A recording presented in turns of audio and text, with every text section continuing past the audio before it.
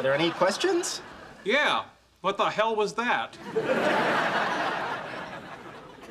Any other questions? Dr. Sheldon Cooper here. I am the lead author of this particular paper. Thank you.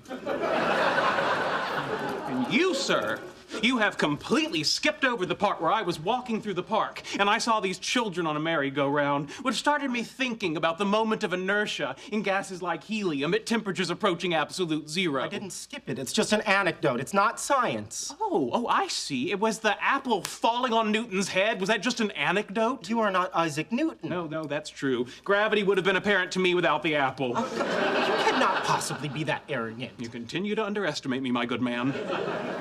Look, if you weren't happy with my presentation, then maybe you should have given it with me. As I've explained repeatedly, unlike you, I don't need validation from lesser minds. No offense.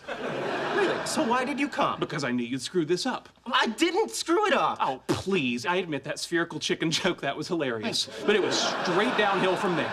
You know, I've had enough of your condescension. Maybe I didn't go to college when I was 11, like you. Maybe I got my doctorate at 24 instead of 16. But you are not the only person who is smarter than everyone else in this room.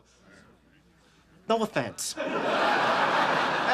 I am clearly not the only person who is tormented by insecurity and has an ego in need of constant validation. So you admit you're an egotist? Yes!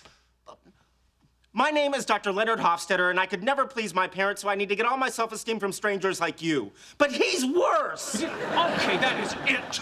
Stop it. You cannot blow up my head with your mind. Then I'll settle for an aneurysm. Stop it. You hit me. You saw that? He hit me. You're trying to blow up my head. So it was working. It wasn't. It was not. You are a nutcase. Oh, we'll see about that. Heads up, you people in the front row. This is a splash zone. Stop it. Quit it.